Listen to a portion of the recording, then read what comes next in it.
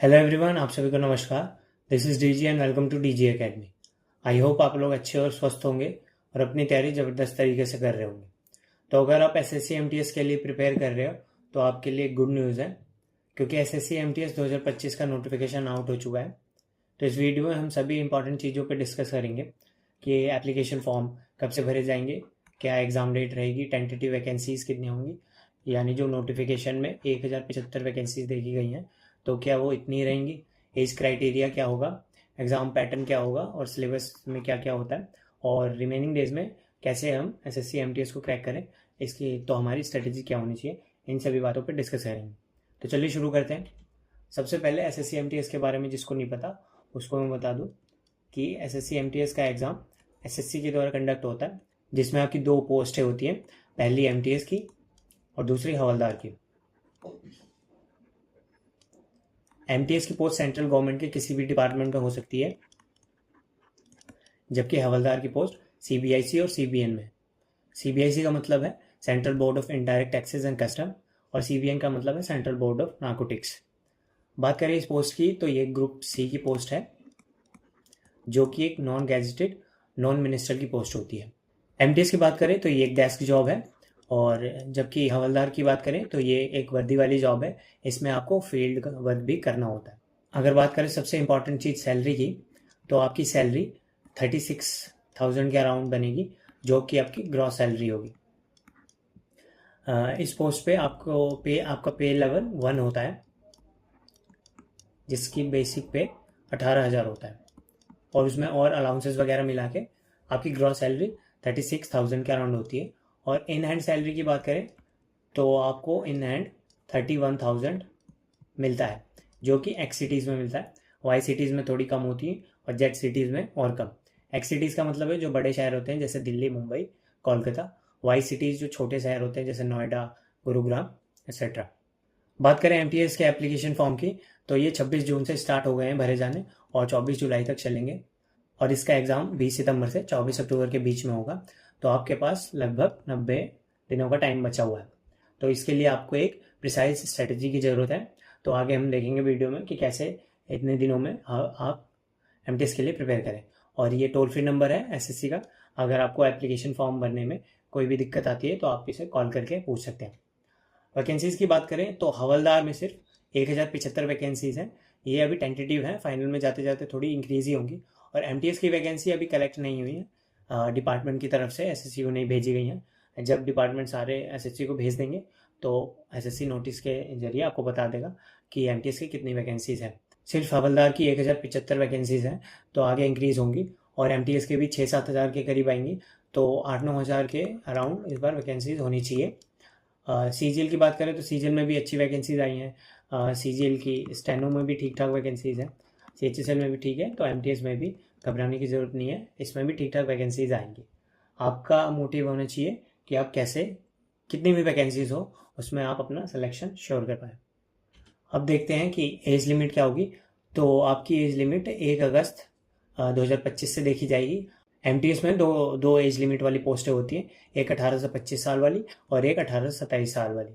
18 से 25 वाली कैटेगरी में आपकी डेट ऑफ बर्थ 20 अगस्त 2000 के और 1 अगस्त 2007 के बीच में होनी चाहिए, और 18 से 27 वाली कैटेगरी में आपकी डेट ऑफ बर्थ 2 अगस्त 1998 से 1 अगस्त 2007 के बीच में लाई करनी चाहिए।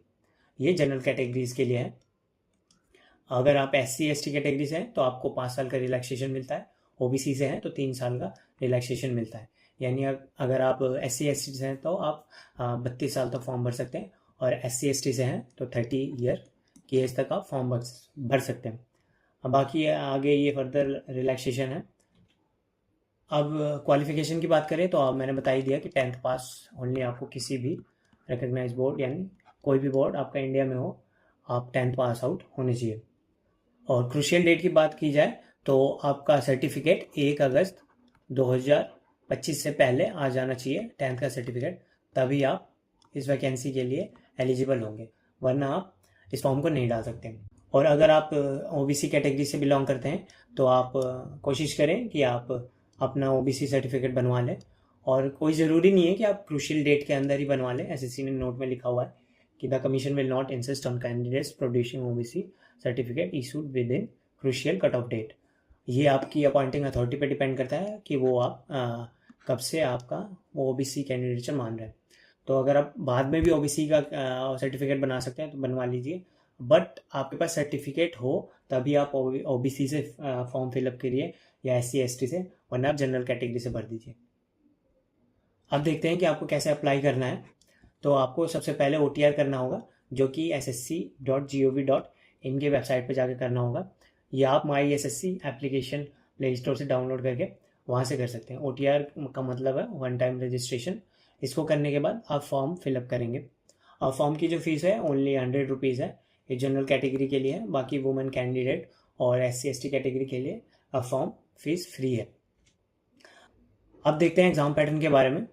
तो ये एक 1 डे एग्जामिनेशन है जिसमें कंप्यूटर बेस्ड एग्जामिनेशन होता है और जिसमें 2 सेशन होते हैं, फर्स्ट सेशन और सेकंड सेशन। 4 सब्जेक्ट्स इसमें आते हैं। पहला मैथ्स है, दूसरा रीजनिंग, तीसरा GK GS और चौथा इंग्लिश। दोनों सेशन को करने के लिए आपको 45 मिनट्स का टाइम मिलता है। फर्स्ट सेशन के लिए 45 मिनट और सेकंड सेशन के लिए 45 मिनट्स। और फर्स्ट सेशन में मैथ्स और रीजनिंग के क्वेश्चंस होते हैं। 20-20 क्वेश्चन दोनों सब्जेक्ट से पूछे जाते हैं और टोटल 40 क्वेश्चन, और इनमें से आपको ओनली 12 क्वेश्चन करने होते हैं क्योंकि ये क्वालिफाइंग इन नेचर होता है और ये नेगेटिव मार्किंग भी नहीं होती इसमें। तो आप 40 के 40 क्वेश्चन भी अटेम्प्ट कर सकते हैं। बात करें सेकंड सेशन की, तो ये सबसे इम्पॉर्टेंट सेशन है। इसी के बेस पे आपकी मेरिट बनती है और सिलेक्शन होता है। यानी सबसे इम्पॉर्टेंट सब्जेक्ट GK और इंग्लिश है। दोनों से ही 25-25 क्वेश्चन पूछे जाते हैं और पर क्वेश्चन 3 मार्क्स का होता है। यानी आपको 150 मार्क्स का आपका एग्ज़ाम होता है मान के चलिए, और इसमें से आपको कोशिश करनी चाहिए कि 120 से 125 के बीच में आप मार्क्स करें, ताकि आपको अपनी पोस्ट ईजिली जहां आप चाहते हो वहां मिल सके। अब देख लेते हैं कि इसका सिलेबस क्या है। तो आप एक बार वीडियो को पॉज करके ये पूरा सिलेबस है इसको पढ़ेंगे। इसके बाद बात करते हैं कि अगर आप Tier 1 क्वालिफाई कर लेते हैं, यानी रिटन एग्ज़ाम क्वालिफाई हो जाता है, और अगर आप हवलदार की वैकेंसी के लिए ऑप्ट करते हैं, सबसे पहले तो मैं बता दूं कि SSC MTS और हवलदार इस फॉर्म में आपको प्रेफरेंस डालनी होती है कि किस स्टेट से आपको MTS की पोस्ट चाहिए या हवलदार की पोस्ट चाहिए। तो ये सभी प्रेफरेंस के लिए एक अलग से वीडियो लाऊंगा, तो आप उसमें देखना। अभी आप रुक जाओ, 1 हफ्ते तक आप अच्छे से डिटेल्स सारी पता करो, सब अच्छे से वीडियोस देखो यूट्यूब पे, और उसके बाद फॉर्म फिलअप करना। कोई जल्दबाजी नहीं है, अगर जल्दबाजी करोगे फॉर्म रिजेक्ट हो जाएगा, उसमें कोई फ़ायदा नहीं है। थोड़ा डिले कर लो और बाद में आप फॉर्म भरना। तो Tier 1 एग्ज़ाम क्वालिफाई करने के बाद आपको फिजिकल टेस्ट देना होता है हवलदार की पोस्ट के लिए, जिसमें नॉर्मल एकदम होता है। वॉकिंग चाहिए, यानी आपको सिर्फ टहलना होता है। 1600 मीटर की वॉकिंग होती है जो कि 15 मिनट में होती है। ये मेल के लिए है, और फीमेल के लिए 1 किलोमीटर जो कि 20 मिनट्स में वॉक करना होता है आपको।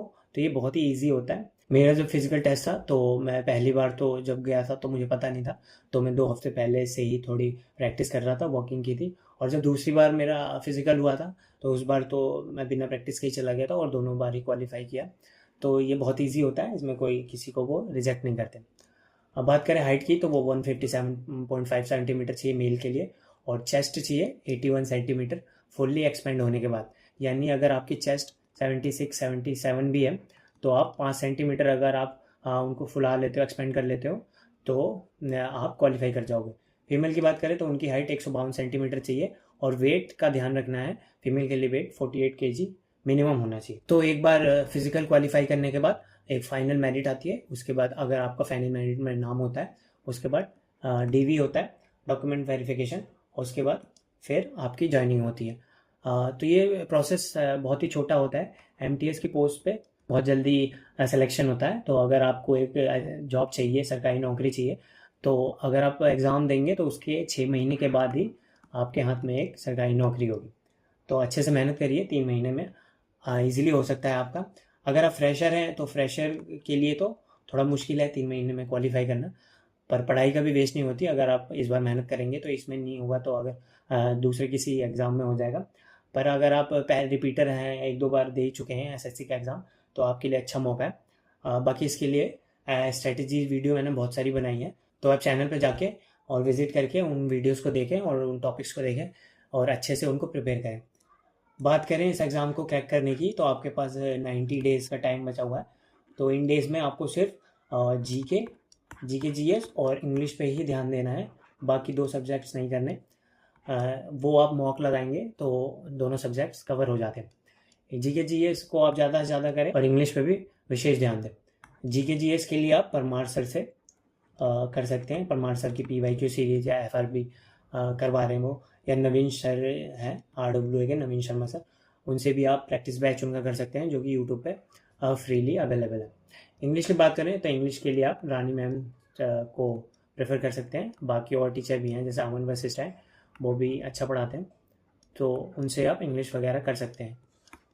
और वो कैब की बात करें तो रानी मैम ने ही A to Z वो कैब का यूट्यूब पे करवा रखा है, तो आप वहाँ से कर सकते हैं। बाकी इंपॉर्टेंट टॉपिक्स के बारे में जानना है तो मैंने अपने चैनल पे MTS के लिए फुल स्ट्रेटजी वीडियो, GS की स्ट्रेटजी क्या होनी चाहिए, क्या मेन टॉपिक्स हैं जो पूछे जाते हैं, उस पर अगर आप देख के और उस वे में उन्हीं टॉपिक्स को तैयार करें तो आपके लिए सिलेक्शन लेना काफ़ी ईजी हो जाएगा। तो ये सभी वीडियो एक बार आप देखें, और अगर आपको वीडियो हेल्पफुल लगे तो चैनल को सब्सक्राइब जरूर कीजिए। तो चलिए मिलते हैं नेक्स्ट वीडियो में, तब तक के लिए धन्यवाद।